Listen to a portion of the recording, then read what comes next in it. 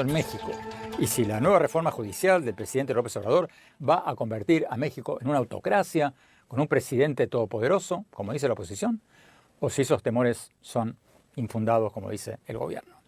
Veamos la entrevista que le acabamos de hacer al presidente del Senado de México, el senador oficialista Gerardo Fernández Noroña. Vamos a la entrevista. Señor presidente del Senado, muchas gracias por estar con nosotros. Senador, bueno, ya se aprobó la reforma judicial, el gobierno y usted apoyaron, pero bueno, como usted sabe, hay grandes temores de sectores empresariales y embajadores de países claves para México, como Estados Unidos y Canadá, que dicen que esta reforma judicial va a ser una amenaza a la democracia, porque el presidente y la presidenta electa van a tener poderes absolutos. ¿Cuál es su respuesta a estos temores? Pues que son absurdos, que es una descalificación permanente que se ha hecho a nuestra decisión. Por primera vez en el mundo, un país, México, va a elegir a todas las personas juzgadoras por el voto universal, secreto y directo, pero nosotros no tenemos el 100% de los votos, la oposición tuvo 16 millones de votos. Norma Piña, la ministra presidente de la actual Suprema Corte, podría ser elegida nuevamente para estar en la Corte con ese número de votos. La gente que va a ir al Poder Judicial, todo el Poder Judicial tiene pase directo. El Poder Judicial mismo en México puede presentar una tercera parte de las candidaturas, además del pase directo de todas las personas juzgadoras actuales. Si nuestra presidenta electa, Claudia Sheinbaum Pardo, no hubiese hecho ninguna reforma al Poder Judicial, en este sexenio tendríamos 9 de los 11 ministros de la Suprema Corte de Justicia, que es la máxima instancia del Poder Judicial en México. No, lo que nosotros hemos buscado es democratizar el Poder Judicial, abrirlo a las hijas y a los hijos del pueblo, que gente que en otras circunstancias no podría acceder a ser persona juzgadora, hoy puede hacerlo, que haya una verdadera impartición de justicia, que haya un verdadero Estado de Derecho, porque el Poder Judicial era el reducto del conservadurismo en México y estaba tomando cada vez más decisiones políticas disfrazadas de jurídicas, buscando descarrilar a nuestro gobierno, ligado al poder económico y ligado a los medios masivos de comunicación. Nosotros lo que queremos es justicia, simplemente. Todos los inversionistas pueden tener la seguridad de que va a haber más certidumbre jurídica, de que se va a separar el poder económico del poder judicial, eso es cierto, pero eso va a traer beneficios para todo el mundo. Nosotros no estamos en una disposición de un control del poder judicial, ni lo queremos ni lo necesitamos. Lo que queremos es que haya verdadera justicia y hoy no la hay en México. Bueno, senador, pero ¿qué le responde a usted a quienes dicen que el proceso en que se hizo esta reforma judicial no fue constitucional? Porque, por ejemplo, el Instituto Nacional Electoral, donde ustedes en el gobierno tienen mayoría, le dio al partido de gobierno y sus aliados el 73% de las bancas en la Cámara de Diputados, cuando ganaron apenas ni siquiera el 60% de los votos. O sea, y los críticos dicen también que las listas de jueces en estas elecciones de jueces la van a hacer ustedes. O sea, van a poner a 3.000 candidatos, la gente no va a tener la menor idea quiénes son, y entonces el aparato electoral del partido de gobierno va a prácticamente hacer elegir a jueces oficialistas. ¿Qué responde a estas acusaciones? Que no me estás oyendo. Primero diría que es inexacto. Si nosotros viviésemos en el sistema electoral de Estados Unidos, tendríamos el 93% de los senadores, porque ganamos 30 de los 32 estados de la República, las fórmulas de mayoría, y tendríamos el 83% de la Cámara de Diputados, porque ganamos 255 de 300 diputaciones de mayoría. Entonces, ese argumento falaz de que no tuvimos los votos suficientes, tuvimos más que suficientes. Es una reforma muy positiva que va a traer certidumbre jurídica y un Estado de Derecho serio y sólido en México, y lo único que han hecho es estar descalificando esta reforma, que ciertamente es una revolución, porque como lo dije al principio y lo reitero, vamos a ser el primer país del mundo que elija a todas las personas juzgadoras. Estados Unidos elige, creo que en 43 estados de la Unión Americana. Pepe, perdón, senador, permítame corregirlo. Yo vivo en Estados Unidos. Solo los jueces estatales y locales de menor instancia son electos por voto popular. Ningún juez federal, ni muchísimo menos los jueces de la Corte Suprema, son electos por voto popular. No, ningún juez de menor instancia. 43 estados de la Unión Americana eligen a sus jueces. Muy pocos, muy pocos. Tú puedes decir de menor instancia, son jueces locales, no de menor instancia. Y el presidente de Estados Unidos propone a los ministros de la Corte y el Senado los ratifica. O sea, es una decisión política, no es una decisión jurídica, no es una decisión de las mejores perfiles ni las mejores personas. Nosotros podríamos tener 9 de 11 ministros de la Corte durante la presidencia de Claudia Sheinbaum Pardo y hemos decidido que el pueblo los elija. Y nosotros, como bien lo dices, no tenemos el 100% de los votos, es que son simpáticos. Dicen, ustedes no tienen el 40% de la votación. Bueno, pues el 40% de la votación elegirá jueces de la derecha, como a ustedes les gusta, jueces corruptos, jueces que no responden a la justicia, jueces que se doblan frente al poder económico, jueces que no han dado una certidumbre de legalidad. Bueno, senador. Espérame un momento. Han soltado a cualquier cantidad de políticos presos, Mario Marín, protector de pederastas, a Lozoya, que fue el director de Pemex, es un escándalo de corrupción gravísimo, a Rosario Robles, que... Pero, senador, por favor, le pido que no entremos en eso, en acusaciones personales. No me obliga a mí a dar una lista de lo que dicen los opositores, donde incluyen a los hijos del presidente López Obrador. Le pido que no entremos en eso. Pero eso qué tiene que ver con lo que yo estoy diciendo, porque si lo que ellos dicen fuera cierto, hay un momento, si lo que ellos dicen fuera cierto, ellos tienen el control del Poder Judicial. Es un Poder Judicial que se formó en los regímenes del PRI y el PAN. Sigamos, por favor, senador. Un momento. Si lo que ellos dicen fuera cierto, ya hubieran presentado las denuncias contra los hijos del presidente y ya estarían en la cárcel. Esas son campañas de mentiras. Bueno, senador, miremos para adelante. El hecho concreto es que los embajadores de Estados Unidos y Canadá y gran parte de la comunidad empresarial de México temen, y del exterior, temen que esta reforma judicial va a amenazar la democracia en México. Lo han dicho públicamente. Entonces, acaba la pregunta. ¿Qué posibilidad hay de que esta reforma judicial sea atenuada o moderada con leyes secundarias? Ninguna. Ok, entonces, ¿qué le responde usted entonces a quienes dicen que esto es una irresponsabilidad total del gobierno, el desechar los temores de los inversionistas? Pues esos temores no tienen razón. Pero, senador, usted puede pensar así, tiene todo el derecho del mundo, pero ¿qué le responde al inversionista que le preguntaría a usted, senador Fernández Noroña, usted como inversionista, ¿pondría su dinero en un país donde no puede apelar decisiones de un gobierno ante un sistema judicial independiente? O sea, ¿usted invertiría en un país en que le pueden expropiar su empresa, como en Venezuela, y donde no tendría un poder judicial independiente para apelar una medida como esa? Primero, no tiene nada que ver nuestra modificación con Venezuela. En Venezuela no se eligen las personas juzgadoras.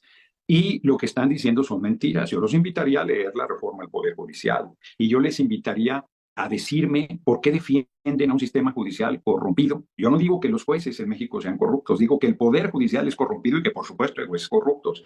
Todo mundo ha reconocido en el debate de esta reforma al Poder Judicial que era necesaria una reforma al Poder Judicial, pero con un racismo y un clasismo feroz dicen que el pueblo no debe elegir a las personas juzgadoras. El artículo 39 constitucional en México dice que la soberanía radica en el pueblo y que todas las instituciones dimanan de este. No dice que el Poder Judicial no dimana de este. Y tampoco dice que el Poder Judicial está por encima del Ejecutivo y del Legislativo, y mucho menos dice que está por encima del soberano, que es el pueblo. Son simpáticos porque se ejerce la democracia y le llaman autoritarismo. O sea, ¿cómo puede ser que un pueblo salga a votar el 2 de junio de manera masiva por nuestro movimiento, apoyando estas reformas y estos compromisos de campaña, y digan que eso es autoritario, que eso les ha ido muy bien a los inversionistas nacionales y extranjeros en el gobierno del compañero presidente López Obrador y les va a ir mejor en el gobierno de Claudia Sheinbaum Pardo? La gente que tenía 16 personas que tenían 161.300 millones de dólares incrementaron sus fortunas de manera impresionante. Corrijo el dato, tenían 143.000 millones de dólares y ahora tienen 161.300 millones de dólares. Les ha ido muy bien y les va a ir mejor, hombre. Va a haber Estado de Derecho. Senador, el hecho concretísimo, es que las agencias calificadoras de riesgo, que son los datos que miran los inversionistas, como Moody's y otras, dicen que esto podría generar una enorme pérdida de confianza de los inversionistas. El diario Wall Street Journal, el diario que leen los empresarios, estimó que las empresas multinacionales podrían congelar inversiones por 35.000 millones de dólares que tenían pensado invertir en México y que otras estarían pensando en irse del país. Entonces, déjeme terminar la pregunta, senador. Ese dinero es dinero que dejaría de ir a México para crear empleos y reducir la pobreza. ¿A usted no le preocupa eso? A ver, primero, lo que tú dices son especulación y presiones económicas que ha habido en contra de nuestro país para detener la reforma al Poder Judicial, que es una decisión soberana. En México manda el pueblo de México y nadie más. Segundo, atacaron la moneda, pero en serio. Estaba como en 17 pesos por dólar y lo llevaron a 20 o poquito más de 20 pesos por dólar. Ya que aprobamos la reforma, ya está otra vez en 19. Yo no creo que se vaya a ir a ningún lado porque México es el principal socio comercial de Estados Unidos. 90% de nuestra economía está ligada a la economía de Estados Unidos y Canadá. No creo que se vayan a ir a Suecia, no creo que se vayan a ir a China, no creo que se vayan a ir a ningún otro lugar. En México tienen Estado de Derecho, garantías de respeto a su inversión, tienen recursos naturales extraordinarios, tienen una plataforma de lanzamiento poderosísima hacia la economía más importante del mundo, que sigue siendo Estados Unidos, con la competencia fortísima que hay en China. A mí me parece un error. El compañero presidente ha planteado una integración de todo el continente americano para generar un equilibrio frente al crecimiento de China. Y en vez de fortalecer una relación de ese tipo con respeto, nosotros respetamos al gobierno de Estados Unidos, pedimos lo propio, en vez de eso, nos quieren subordinados, nos quieren hincados, nos quieren que no tomemos nuestras decisiones soberanas, nos quieren imponer caminos que nosotros ya recorrimos y que le han hecho mucho daño a nuestra economía y a nuestro pueblo. Ha sido con el gobierno, el compañero presidente, que se han mejorado las condiciones de vida, pero yo inclusive cuestiono el dato que tú das de la importancia de la inversión extranjera, que sí es importante, pero el 90% de los empleos en México lo crea la micro, la pequeña, la empresa familiar. El 90% de los empleos no lo crea la gran inversión extranjera ni las grandes transnacionales. Son bienvenidas, tendrán un desarrollo importante en el Istmo, que se ha creado una estructura ferroviaria muy poderosa que competirá con el Canal de Panamá, y me parece que somos un país donde es muy importante que inviertan. No creo que vayan a cambiar de opinión y garantizo que habrá Estado de Derecho y certidumbre jurídica. Si me permite cambiar el tema rápidamente en los minutos que nos quedan, el Congreso de España hace pocos días aprobó una resolución pidiéndole al gobierno de España que reconozca al candidato opositor venezolano Edmundo González Urrutia como ganador de las recientes elecciones del 28 de julio en Venezuela. ¿Hay alguna posibilidad de que el Congreso, el Senado de México haga algo parecido? Ninguna. Somos muy respetuosos de las decisiones de los pueblos del mundo. Ahí hay un órgano electoral, hay un tribunal electoral, el candidato opositor. Perdón, senador. ¿En dónde hay un órgano electoral creíble? ¿En Venezuela? Sí, el candidato opositor no presentó ni una sola, no se presentó al Tribunal Supremo, pero más allá de tener... Perdón, senador. El gobierno de Venezuela dice que ganó las elecciones, pero no mostró ningún acta de la votación. La oposición mostró copias de más del 80% de las actas de votación que prueban que el candidato opositor arrasó. Bueno, a ver, yo no soy el órgano electoral ni tú tampoco. En la noche en Venezuela, el órgano electoral mostró como el 90% de las actas y de los resultados. No voy a entrar aquí a defender el sistema electoral venezolano, que en su momento Carter dijo que era de los mejores del mundo, porque es el voto electrónico y el voto físico. Yo lo único que digo es que nosotros no vamos a entrometernos ni en Venezuela, ni en Estados Unidos, ni en ningún lugar. Si en la elección de Estados Unidos hay controversia como las ha habido por lo menos 2 o 3 elecciones donde ha habido una controversia enorme en la elección de Estados Unidos, pues le corresponde al pueblo de Estados Unidos y a los órganos de Estados Unidos decidir. Y nosotros no vamos a decidir quién ganó, quién perdió. O sea, son instancias internas de cada nación y seremos respetuosos. O sea, usted como presidente del Senado de México, ¿no le preocupa que el gobierno de Venezuela hasta el día de hoy se haya proclamado ganador de las elecciones, pero no haya mostrado una sola prueba? ¿O que anteriormente haya proscrito a la candidata que ganó las primarias opositoras, a María Corina Machado, y después proscribió a su reemplazante, Corina Lloris? O sea, para usted no son hechos preocupantes. Esa es tu opinión, yo no la comparto. Esa es tu opinión. Hay una campaña permanente de acoso, de bloqueo económico, de saqueo a Venezuela y a Cuba, por ejemplo. Y en Bolivia validaron la OEA y el gobierno de Estados Unidos un golpe de Estado en contra del presidente legítimo que era Evo Morales. Y en Perú se validó un golpe de Estado contra el presidente Pedro Castillo. A Honduras lo trae con un bloqueo y un riesgo de golpe de Estado enorme. Y hay lugares como El Salvador donde el presidente cambió la constitución para reelegirse cuando la constitución se lo impedía y no pasa nada. Senador, por favor, otro día hablamos de esos temas porque usted está reescribiendo la historia. Que me hablen de democracia en Arabia Saudita y respeto a los derechos humanos y respeto a las mujeres y no les tocan un cabello. O en Palestina, donde se está realizando un genocidio terrible, senador, Estados Unidos no ha movido un dedo. No me hablen de democracia. Senador, usar esa palabra de genocidio en el caso humanos de Palestina es una tontería. Otro día hablamos de esos temas, con muchísimo gusto, pero hoy estamos hablando sobre Venezuela y nos estamos quedando sin tiempo y estamos hablando sobre Venezuela. No me dejas hablar mucho, me interrumpes, pero dime. No, senador. Le dejé dar todas sus respuestas. Déjeme hacerle la pregunta de fondo. Si estos regímenes como el de Venezuela y de Cuba son tan buenos y tan populares como usted dice, ¿por qué no permiten elecciones libres? ¿Por qué no permiten observadores extranjeros? ¿Por qué no permiten partidos opositores? ¿Por qué no permiten libertad de prensa? O sea, si son tan populares y tan valientes y tan queridos por sus pueblos, ¿por qué no se someten a elecciones limpias para que el pueblo pueda escoger? Bueno, Cuba tiene más de 60 años de bloqueo económico. ¿Qué se le perdió a Estados Unidos ahí? Debería respetar la decisión del pueblo de Cuba para que puedan hacer las elecciones como a ti te gusten o como decida el pueblo cubano. En el caso de Venezuela también ya trae un bloqueo económico. Pero yo... Perdón, senador, con todo gusto lo invito otro día a hablar sobre estos otros temas, pero ahora estamos hablando de Venezuela, se nos está acabando el tiempo para el programa de hoy. Entonces, senador, por favor, no insulte mi inteligencia. Usted acaba de hablar de un bloqueo económico a Venezuela, pero las medidas económicas de Estados Unidos contra Venezuela se tomaron en el 2019. Maduro empezó su gobierno en el 2013, empezó a reprimir a la oposición en el 2013, 6 años antes, y más de 50 países lo denunciaron por reelegirse fraudulentamente en el 2018.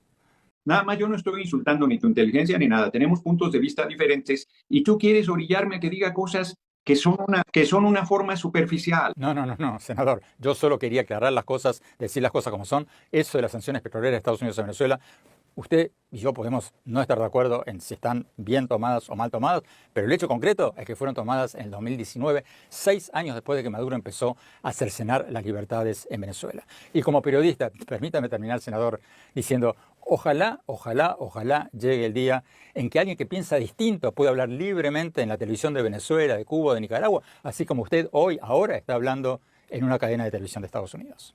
Bueno, primero yo creo que faltas a la verdad, ya que te gustan los términos duros.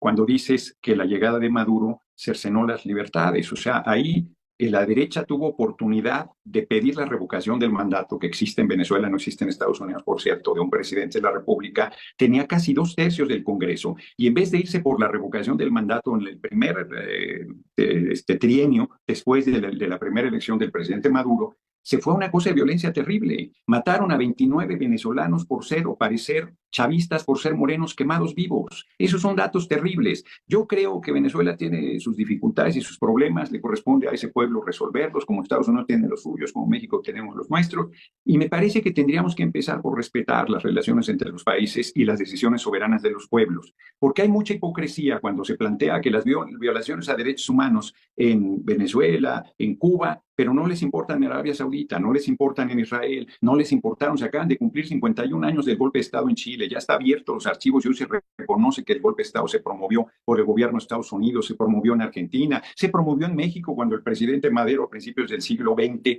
había llegado a la presidencia. Yo creo que hay que acabar con ese tipo de intromisiones o con la presión enorme que hay sobre el gobierno democrático y constitucional de Honduras para tirarlo a través de un golpe de Estado. Yo creo que esas son las cosas que no deberían seguir pasando más y que deberíamos tener una relación fraterna entre los pueblos del mundo. Nosotros tenemos todo nuestro respeto al gobierno y al pueblo de Estados Unidos. No nos meteremos en su decisión soberana de la elección presidencial que decide el pueblo de Estados Unidos a quien determine, y tendremos una relación de colaboración y respeto con el gobierno de Estados Unidos y con los gobiernos del mundo. Esa es nuestra convicción, esa es nuestra preocupación central. Y hay cosas que compartimos, que no compartimos, las podemos debatir, pero nuestra preocupación está encaminada a que en México puedan invertir, a que en México puedan desarrollar sus negocios, en que en México haya estabilidad, en que en México haya Estado de Derecho, y eso lo vamos a cumplir, y la relación fraterna con los pueblos del mundo la vamos a cumplir también. Bueno, senador, se nos re que te acabó el tiempo. Muchísimas gracias por su tiempo. Hagámoslo de vuelta. Gracias por estar con nosotros. Hombre, muchas gracias. Amigos, ¿qué les pareció el video? Dice el periodista que hay grandes temores de sectores empresariales de Estados Unidos y Canadá, que dicen que la reforma judicial va a ser una amenaza a la democracia, porque la presidenta va a tener poderes absolutos. Y dice doña que eso es absurdo, porque hay una descalificación permanente que se ha hecho a la decisión del pueblo de México y la 4T. Lo que se busca es que haya una verdadera impartición de justicia y un verdadero Estado de Derecho, y el Poder Judicial era el verdadero reducto del conservadurismo y estaba tomando decisiones políticas disfrazadas de jurídicas, tratando de descarrilar al gobierno, y estaban ligadas al poder económico y a los medios de comunicación masivos. Lo único que se busca es justicia. Y dice el periodista que este proceso no se hizo de manera constitucional y que los jueces no los va a elegir el pueblo, sino el gobierno. ¿Que qué opina de esto Noroña? Y el senador Noroña le dice que ponga atención para que escuche bien las respuestas, y le explica con peras y manzanas, y le dice que estos argumentos falaces, que no se obtuvo lo suficiente, cómo no, si se obtuvo de más, y será una reforma muy positiva que traerá certidumbre jurídica a un Estado de derecho sólido y serio en México, dijo el mejor político en la historia de México, Fernández Noroña, que puso en su lugar al periodista gabacho que interrumpía y aparte modificó a modo la entrevista. Está al pendiente del próximo video, denle like, compartan el video y suscríbanse. Hasta la próxima, Dios los bendiga.